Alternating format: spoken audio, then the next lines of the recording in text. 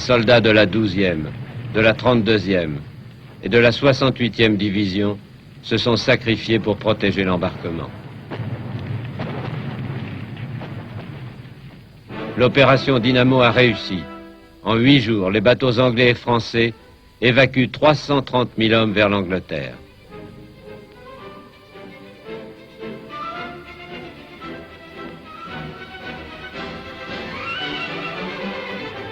« 200 000 soldats britanniques ont échappé aux Allemands.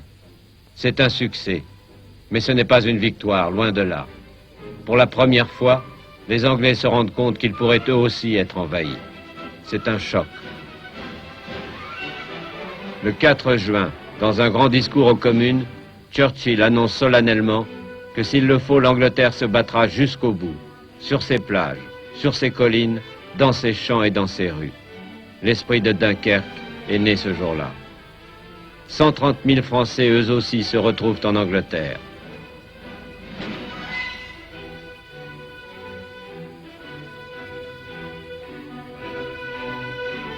Pour eux, la bataille de France n'est pas terminée. Les bateaux français vont les ramener bientôt en Bretagne pour poursuivre la lutte. Le 4 juin, les Allemands entrent dans Dunkerque et découvrent un butin fabuleux. Tout le matériel abandonné par les Anglais. 2500 canons, 11 000 mitrailleuses, 75 000 véhicules.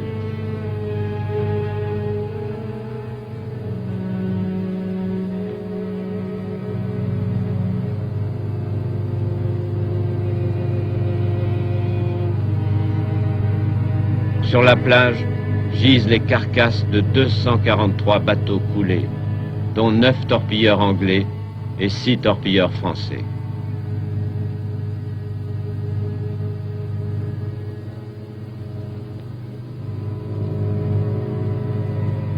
Et 90 000 soldats désemparés, qui n'ont pas pu embarquer et qui sont faits prisonniers.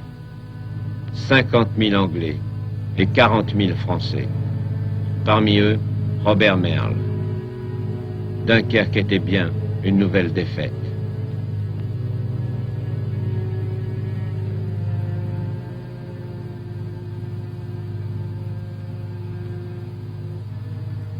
Le général Weygand vient de perdre son corps de bataille. Maintenant, il faut repartir à zéro, et dans les pires conditions. Pour créer une nouvelle armée, Weygand rameute des troupes des Alpes, de la ligne Maginot, d'Afrique du Nord. Il espère ainsi constituer une nouvelle force de 60 divisions pour pouvoir contre-attaquer. Mais pour cela, il lui faut du temps, 15 jours. En attendant, il donne l'ordre de tenir sur la Somme. C'est la ligne Weygand. Pour cette mission de retardement sur la Somme, il ne dispose que de 7 divisions. Parmi elles, la 4e division cuirassée du colonel de Gaulle, qui vient d'être nommé général à titre temporaire. Elle vient d'arriver dans le secteur d'Abbeville. Un de ses officiers, le lieutenant Cressman. Et c'est ici que le général de Gaulle était. Son PC, son bureau était ici en bas à droite. Et quand nous venions en liaison, toute cette cour était encombrée de tout le matériel d'état-major. Et quand nous venions en liaison, on entrait par cette porte et on allait retrouver le général de Gaulle dans son bureau, là.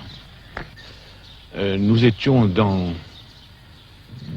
un charivari énorme. Tout était en l'air. Nous ne voyions que des gens qui fichaient le camp avec tous leurs moyens, des charrettes, des bœufs, des chevaux, des vieilles carrioles, des troupes qui s'en allaient aussi. Et vraiment, on ne savait absolument plus ce qui pouvait tenir. Or, de Gaulle, tout au long, a tenu. Non seulement de Gaulle tient, mais il attaque, comme il l'a toujours préconisé, avec tous ses chars groupés, comme un coup de poing. Et il avance de 15 kilomètres.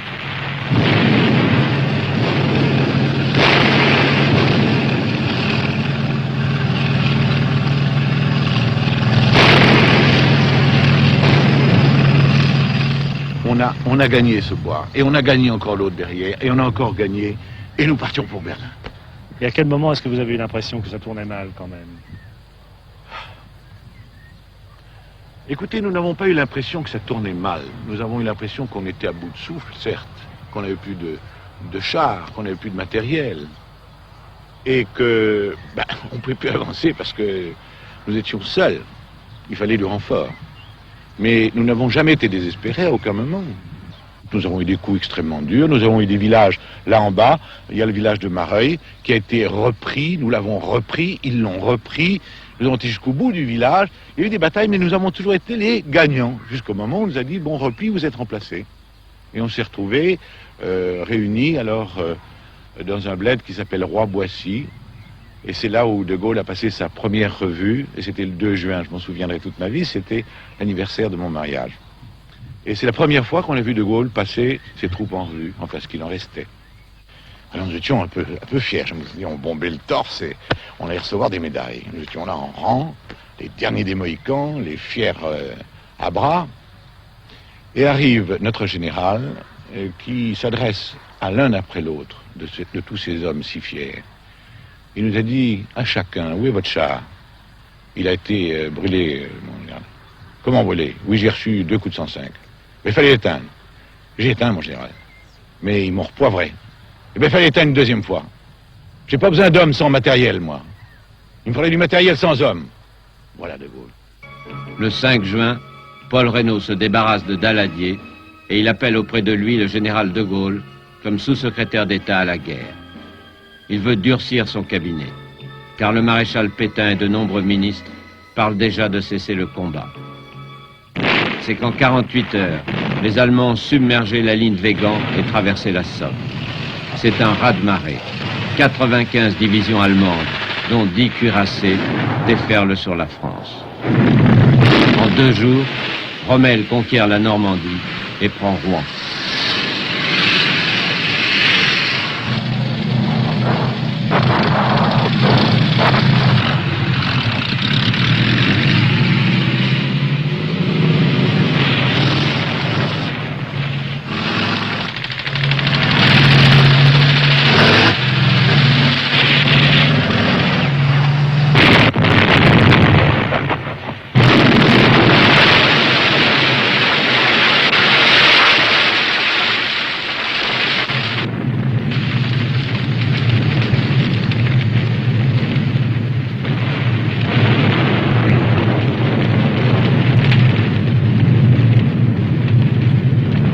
En même temps, les blindés de von Kleist approchent de Paris.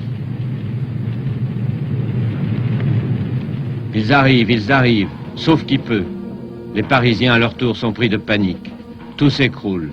Le 10 juin, le gouvernement a quitté Paris. Le même jour, Mussolini a déclaré la guerre à la France. Un coup de poignard dans le dos. Le peuple français se sent orphelin, abandonné, trahi. Il fuit, laissant tout, ses maisons, ses villes, ses villages. C'est le grand exode. Mais impossible d'échapper aux avions qui mitraillent les routes où se mêlent soldats et réfugiés. Les salauds, ce sont des Italiens. Mais non, ce n'est pas possible. Leurs avions n'ont pas un rayon d'action suffisant. Et notre aviation? Où est-elle, notre aviation? Que fait-elle? Elle se battait, l'aviation française. Mais tout là-haut, à 5000 mètres d'altitude, où on ne la voyait pas. Un de ses pilotes, le capitaine Accard. C'est un as de la campagne de France. Il a descendu 16 avions allemands. Il peut témoigner, lui, que le ciel n'était pas vide. C'est un reproche que nous avons souvent entendu. Et moi-même, sur mon lit d'hôpital à Grange-Blanche, j'ai pu voir autour de moi des gens qui étaient tout surpris qu'un aviateur ait pu être descendu. Pour les Français, tout ce qui volait était ennemi. Un de mes camarades, le capitaine Portalis, a été abattu au-dessus de la Moselle. Il est descendu en parachute au milieu des troupes françaises qui l'ont mitraillé. Il avait beau leur crier qu'il était français, ils l'ont mitraillé jusqu'au moment où il a reçu une balle dans une jambe. Voilà comment tout ce qui était en l'air était ou canadien, ou allemand, ou anglais, mais jamais français, n'est-ce pas? Et pourtant, plus de 1000 chasseurs français faisaient front contre la Luftwaffe, dans un combat inégal, à 1 contre 3. 400 avions de bombardement et de reconnaissance, beaucoup trop lents, s'étaient fait massacrer dès les premiers jours de l'offensive. Mais la chasse française, elle, abattait près de 1000 avions allemands. Elle le payait cher. 700 avions perdus et 200 pilotes tués. Le capitaine Accard lui-même était descendu en combat aérien. J'étais en dégagement pour reprendre l'attaque sur le peloton de bombardiers allemands quand j'ai reçu une balle entre les deux yeux. J'ai perdu connaissance, puis je me suis réveillé sans très bien comprendre ce qui m'arrivait. Je ne voyais plus ni ciel, ni terre, ni mes cadrans. J'ai sauté, mais avec la vitesse, j'ai eu le bras retourné, puis je suis tombé, après avoir compté jusqu'à 10, avant d'ouvrir mon parachute, parce que j'allais très vite et j'avais peur qu'il se déchire. Et tout ce dont je me souviens à ce moment-là, c'est que vers 5 ou 6, je cherchais ma poignée de parachute. Ensuite, je suis arrivé dans des arbustes qui ont amorti ma chute parce que le parachute était un peu déchiré malgré tout.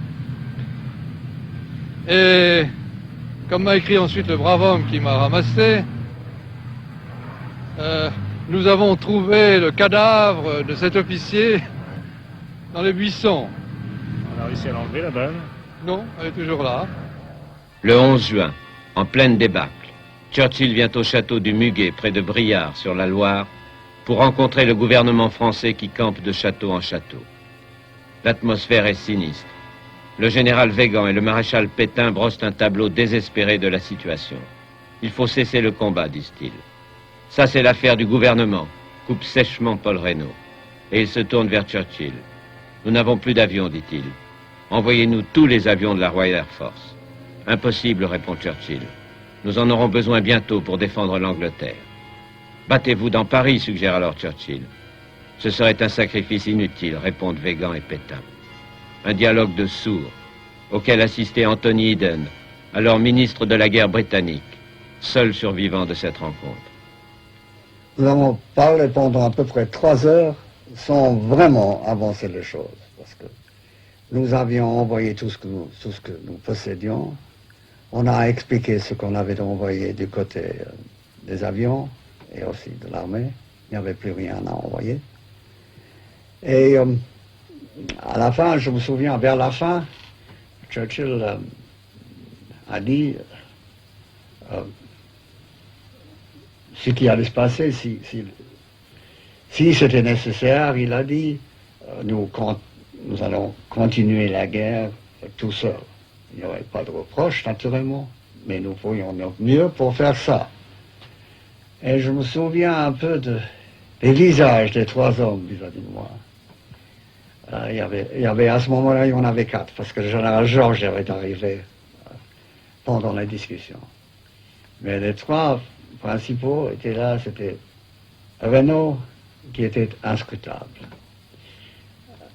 Weygand, qui écoutait poliment, mais j'ai cru peut-être pas sans grande conviction.